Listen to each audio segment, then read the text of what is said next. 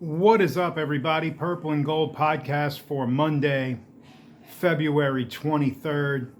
LSU remained either 1 or 2 in all of the major baseball polls.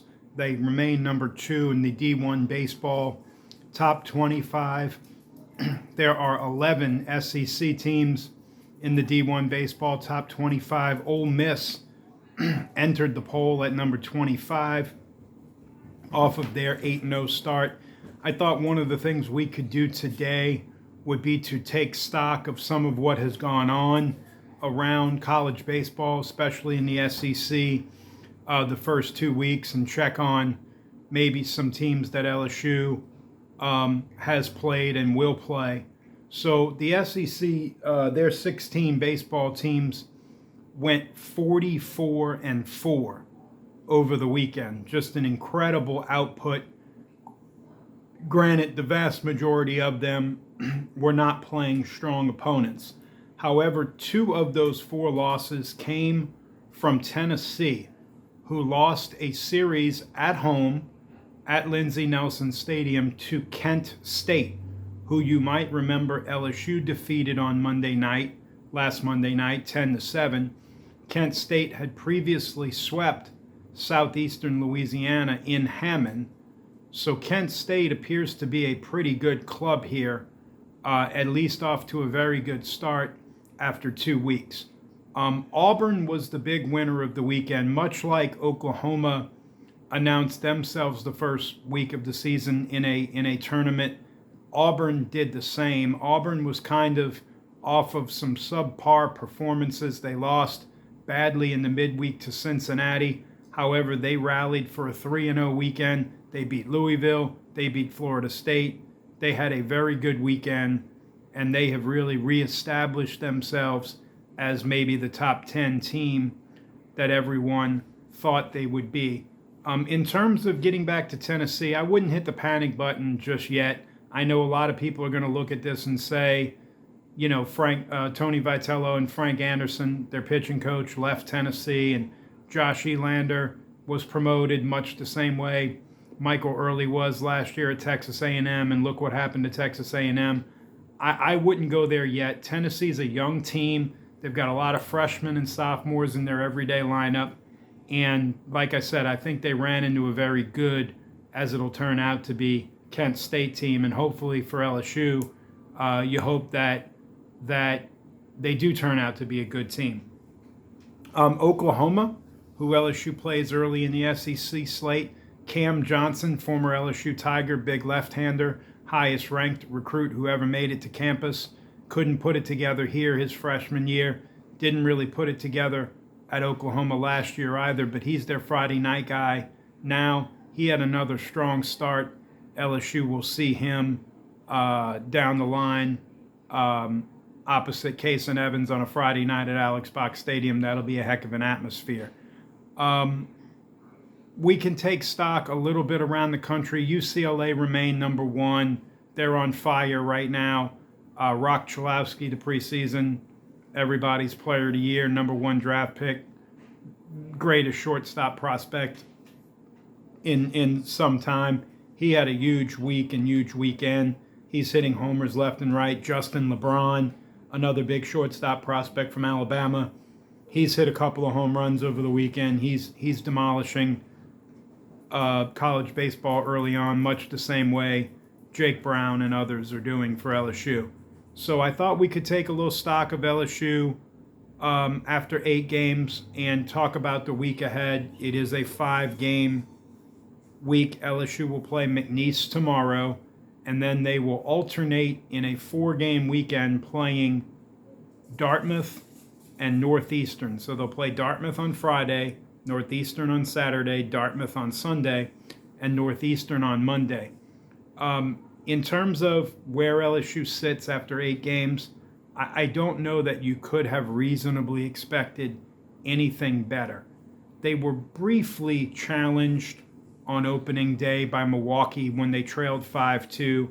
They were challenged in the game on Friday against Indiana. Kent State threw a couple of haymakers at LSU, but never actually took the lead. LSU's largely been in control of the vast majority of these first 8 games. And with the way their offense has performed, even in the minor stretches where they've been behind, they've never been behind enough to where you didn't think they could come back, or been shut down by any kind of pitcher, lacking base runners, lacking the ability to come back. Obviously, they're going to see better pitching in the SEC, so LSU still has 2 more weeks to get ready for that. In terms of LSU's pitching staff, I would suspect that the 3 guys who have pitched on the weekend will continue to pitch on the weekend. I think there was a thought when they went to be determined prior to this weekend that maybe someone else other than William Schmidt could move into the Friday role, maybe Cooper Williams. Move into the Sunday role. Maybe it would be Cooper Williams. They used Cooper Williams right away on Friday in relief of Kason Evans, and then William Schmidt went out and threw his best game as a Tiger. I can't imagine that Jay Johnson won't run out that same trio of guys Friday, Saturday, and Sunday, and then they'll play Monday by ear. I do think tomorrow night McNeese State is going to get a healthy dose of some LSU regulars who just didn't pitch over the weekend. We talked about how deep LSU's pitching staff is, and I think this is the first real example. LSU's played 8 games in 10 days, yet over the weekend they didn't use Jaden Newt, Zach Cowan, Santiago Garcia, Marcos Paz, or Reagan Ricken, who pitched so well last Wednesday. I would imagine that all 5 of those guys will be in line to pitch tomorrow, along with guys like DJ Primo, Danny Lockenmeyer, Connor Benj, if the game gets out of hand. So we will talk tomorrow about who I think could start the game. LSU's obviously got options there. When you look at LSU's bullpen, LSU threw 9 1/3 innings over the weekend, only gave up 3 runs. Their starters pitched 15 2/3 innings. Everybody went at least 5. They only gave up 5 runs. It was a wonderful weekend, I think, for LSU on the pitching side. And if not for a little bit of bad luck here and there, it could have been even better. Kason Evans pitched better than what his line was. Cooper Moore gave up that home run to Notre Dame. He was an out or so away from just being 1 earned run. So I think you like where LSU's pitching staff is.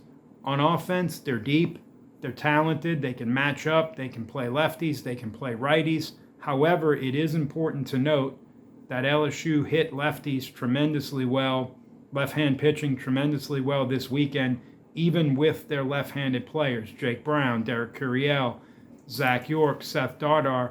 So I don't necessarily know if we're in a platoon situation. Well, we were never in a platoon situation with Curiel, Brown, and York. I don't know that we're in a platoon situation anymore with Seth Dardar.